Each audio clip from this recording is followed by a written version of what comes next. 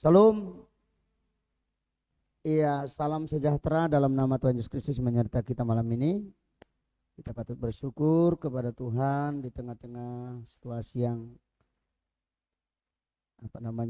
di tengah-tengah situasi yang kita dengar di belahan dunia, di daerah-daerah kita sendiri di Indonesia yang saat ini banyak mengalami masalah-masalah besar, baik gunung yang ada di Nusa Tenggara Timur yang meletus sudah sekitar 5.000 orang mengungsi, Gunung Merapi perbatasan Jawa Tengah dengan Yogyakarta, dan ada gunung lagi di situ ya juga sudah berbahaya.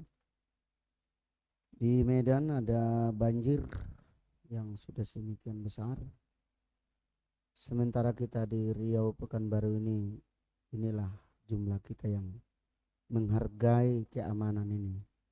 Betapa nyamannya kita di Pekanbaru ini, saudara. Tapi masih saja orang ya tidak memakai kesempatan nyaman dan aman ini untuk beribadah. Iya, coba bisakah kita bayangkan di mamanya di Medan di sana bisa fokus orang beribadah. Nanti saya sudah bilang tadi udah gini-gini jantungnya karena ada banyak sungai di situ yang mengelilingi mereka. Perumahan-perumahan sudah banyak yang banjir, bahkan sudah ada yang meninggal. Ya, kalau kita lihat saudara di daerah gunung yang sudah meletus itu bagaimana barang-barang yang ditinggalkan, rumah yang sudah hancur karena gempa bumi, tak mungkin mereka fokus lagi ibadah. Jadi kesempatan yang aman seperti inilah sebenarnya kita untuk memanfaatkan waktu, karena tidak selamanya ada waktu itu, ya, tidak selamanya. Waktu-waktu ini katakan, janganlah kamu seperti orang bebal. Nah, orang bebal itu adalah orang yang tidak memanfaatkan waktu, yang mungkin hanya berada di depan media sosial saja kerjanya. Tapi marilah kita menjadi seperti orang arif untuk bisa memanfaatkan waktu, karena waktu ini disebut waktu-waktu yang jahat. Nah, hari Rabu yang lalu kita dengar bagaimana angka 14. Masih ingat ya? 14 adalah gabungan antara hari penciptaan dan hari penebusan, sehingga disebut ada hari yang ke-14. Itu yang kita dengar hari Rabu yang lalu, saudara-saudara, ya, di mana ada digabung di situ, di mana dikatakan bahwa anak domba berumur setahun itu mereka kurung pada hari yang ke-14 untuk dijadikan menjadi domba Paskah. Saudara-saudara ya. Nah, jadi hari yang ke-14 itu adalah satu angka yang menggembirakan bagi orang Israel di dalam kitab Ester. Mereka di situ sesudah hari 14 hari mereka mengadakan pesta keselamatan karena musuh mereka sudah dipunahkan. Itu hari yang ke-14, dan Paulus berada di satu lautan yang terombang-ambing selama 14 hari. Tadi malam di dalam persekutuan doa atau kelompok sel kita sudah bicarakan angka 10. Itu angka ujian. Ya, dalam bahasa Ibrani disebut Yod, tangan Allah. Hari yang ke-10 semuanya tes bagi corona. Ya, tes ganasannya virus. Nah, jadi yang ke-10 itu sebenarnya angka ujian yang ya saya katakan ada ujian untuk 10 generasi. Dalam zaman Nuh itu dalam Kejadian pasal 5 ada 10 generasi, dari Adam ke Set, dari Set ke Enos, dari Enos ke Kenan, dari Kenan ke Mahalil, dari Mahalil ke Yared, dari Yared ke Enok, Enos atau Metusalah, Lamek, yang terakhir sampai zaman Nuh. Itu zaman 10 generasi. Dari Kejadian pasal 5 ayat 3 sampai Kejadian 5 ayat 30. Jadi itu adalah untuk angka 10 generasi dari Adam sampai Nuh. Ya. Kalau dari Adam sampai Musa itu 2500 tahun, tapi dia diukur dari Adam sampai dengan zaman Nuh itu 10 generasi. Artinya dalam zaman Nuh itu kenapa dihukum dengan tsunami? Karena dunia ini sudah penuh dengan kekerasan. Ya, Tuhan sudah muak melihat dunia ini pada zaman Nuh, karena zaman Nuh di situ sudah penuh dengan kekerasan. Tetapi hanya Nuh yang mendapat kasih karunia, sehingga Nuh itu masuk ke dalam perahu. Pertanyaannya, apakah kita sudah masuk ke dalam perahu atau tidak? Perahu keselamatan itu. Ya, jadi saudara-saudara, perlu untuk kita evaluasi diri kita ini.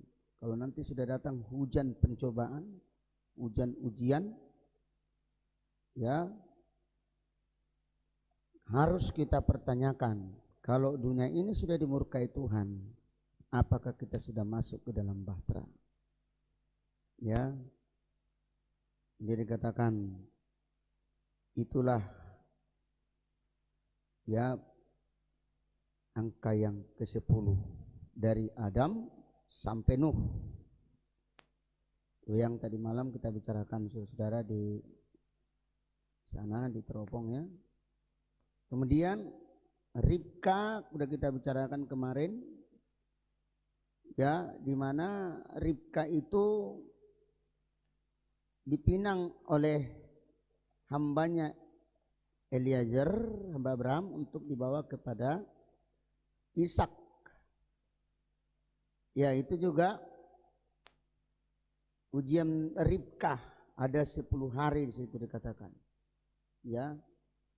Sehingga Ribka itu biarkanlah dulu dia tinggal sama kami barang 10 hari, kan dibilang orang tuanya kan. Nanti saya tuduh baru kamu bawa. Nah, Kejadian 24-25 yang kita dengar semalam. Tetapi Imam Eliezer membawa Ribka kemudian menjadi mempelai wanita. Ya, artinya itu kerelaan namanya. Kerelaan Ribka untuk dibawa Imam Eliezer kepada Ishak. Itu kan? Coba sebentar ke dalam Kejadian 24 ayat 55 semalam kan itu angka 10 kan. Kejadian 24 ayat 55 dan Kejadian 24 ayat 67. Satu kerelaan, rela. Tapi saudara Ribka berkata serta ibunya, biarkanlah anak gadis itu tinggal pada kami barang 10 hari lagi. Kemudian bolehlah engkau pergi. Terus sambung 67.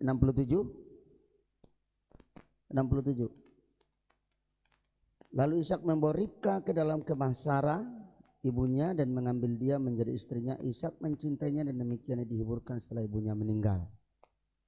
Jadi menggambarkan apa saudara? Kerelaan.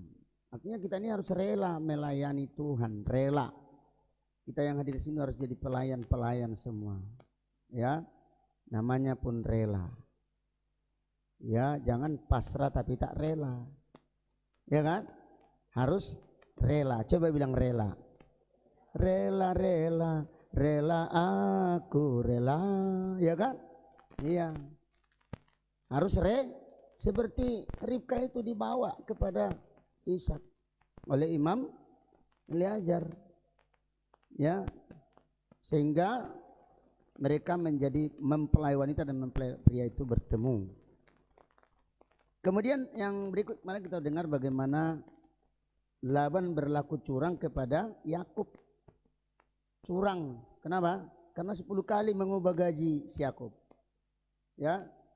Diubah terus. Sudah 10 kali kau Kau ubah terus gaji saya, kata Yakub. Coba Kejadian 31 ayat 7. Kejadian 31 ayat 7. Tapi ayahmu telah berlaku curang kepadaku dan telah 10 kali mengubah upahku. Tapi Allah tidak membiarkan dia berbuat jahat kepadaku.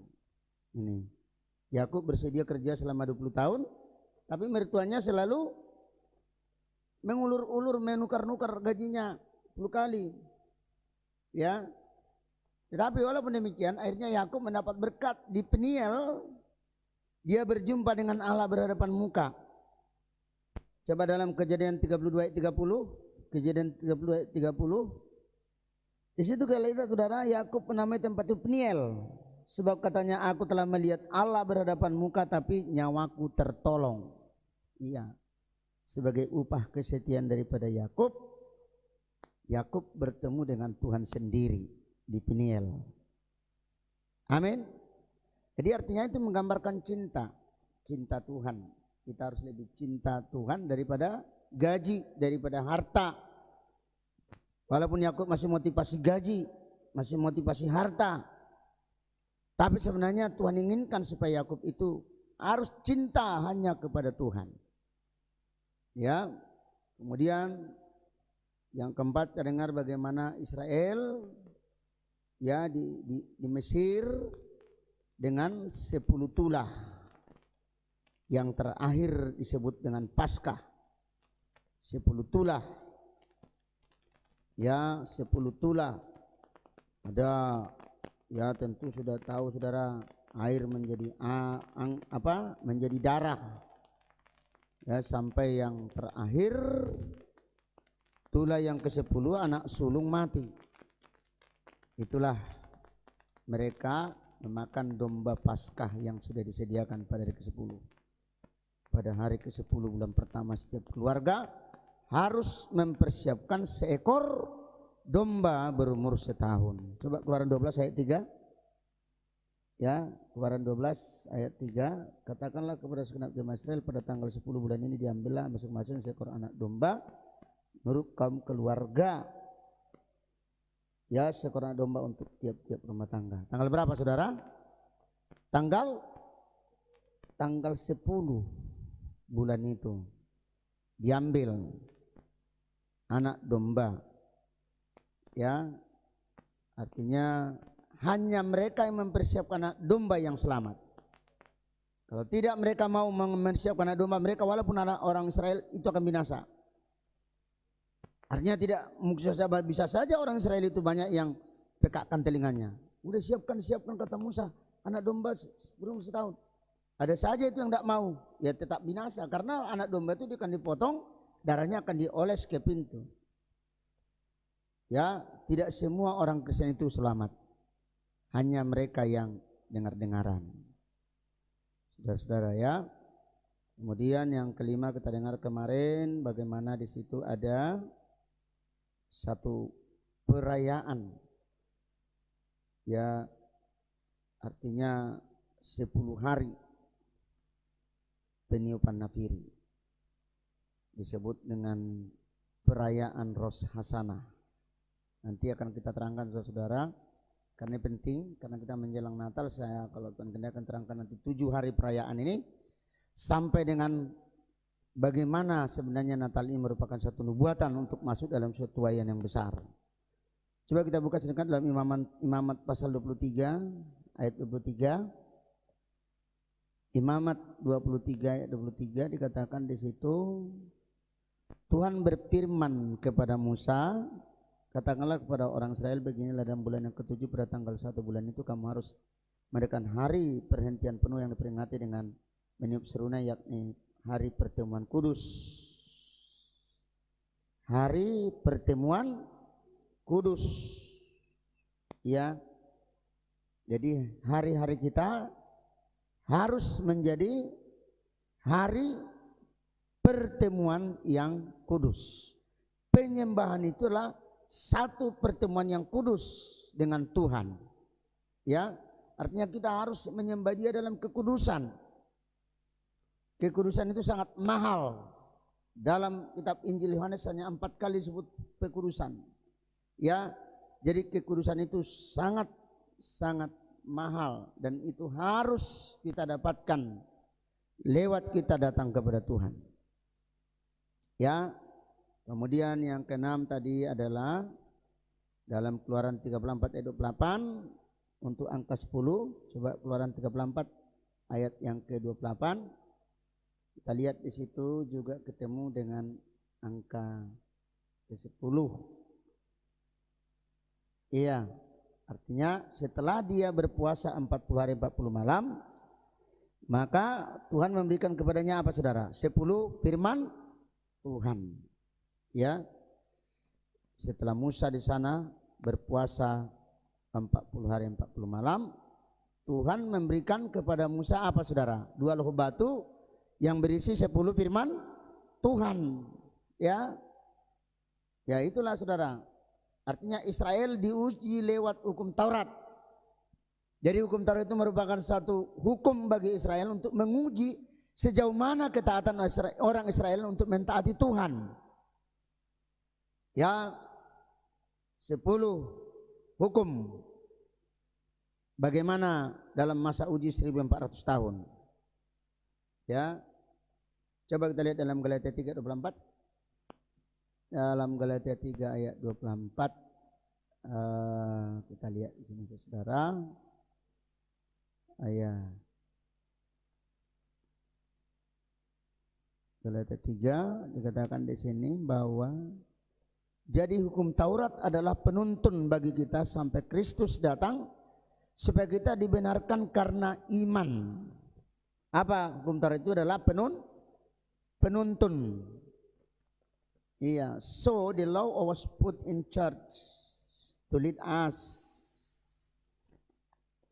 to Christ that we might be justified by faith.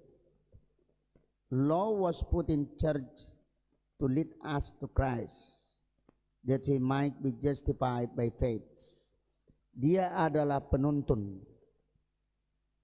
Jadi tuntunnya semacam guide untuk menuntun kita, dikatakan ya sampai Kristus datang. Itulah gunanya hukum Taurat. Tapi kalau sudah Kristus datang, Kristus itu menjadi fokus lagi, menjadi puncak untuk segala hukum apapun di muka bumi ini. Ya, jadi itu makanya mereka diuji selama 1400 tahun. Dari kitab Musa sampai Kristus 1400 tahun diuji mereka. Ya, artinya apakah hidup kita ini senantiasa mau berdiri di atas kekudusan. Amin.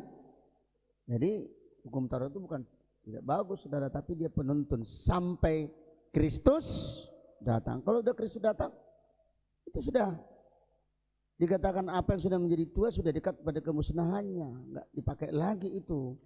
Tapi Kristus lagi yang menjadi puncak daripada sukacita kita. Dan yang ketujuh kemarin kita sudah dengar bagaimana Daniel dan kawan-kawan berada di Babel. Angka 10 dicoba. Aku akan mengadakan pencobaan kepada kamu. Apakah kamu hanya dengan makan makanan sayur biasa? Kamu lebih cerdas dari orang-orang pintar yang di Babel ini. Tapi setelah 10 hari mereka dicoba, ternyata Daniel lebih dengan kawan-kawan Sadrak, Mesak, Abednego lebih pintar 10 kali. Amin. Ya, diadakan pencobaan katanya. Sudah ini enggak tangguh-tangguh loh. Coba dalam ayat 14 itu, Daniel pasal yang pertama. Ya, diadakan pencobaan.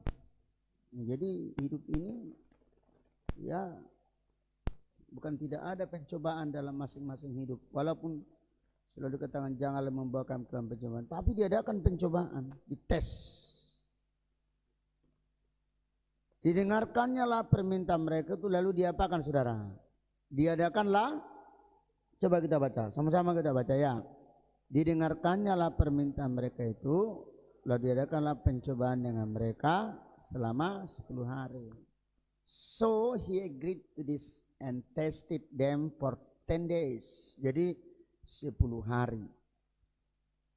Dalam kita tengok kemarin sidang jemaat di Smyrna, dicobai untuk masa 10 hari. Ya, artinya saudara, itu menggambarkan ya supaya kita ini setia. 10 anak darah, berapa yang lolos? Nah, coba kita lihat saudara dalam Matius 25. Ya, 10 anak darah, hanya 5 yang lolos. Ya, jadi semoga kita menjadi orang-orang yang lolos, menjadi mempelai. Ya, dalam Matius 25 dikatakan, ya, di situ pada waktu itu hal kerajaan surga seumpama berapa saudara? 10 gadis yang mengambil mempelitanya dan pergi menyongsong mempelai laki-laki. 5 diantaranya bodoh dan 5 bijaksana. Gadis-gadis yang bodoh itu membawa pelitanya tapi tidak membawa minyak. Sedangkan gadis-gadis yang bijaksana itu membawa pelitanya dan juga minyak dalam buli mereka. Tapi karena mempelai itu lama-lama tidak datang, juga mengantuklah mereka semua lalu tidur. Waktu tengah malam terdengarlah suara orang berseru, mempelai datang, songsonglah dia. Gadis-gadis itu membangun semuanya, membereskan pelita mereka.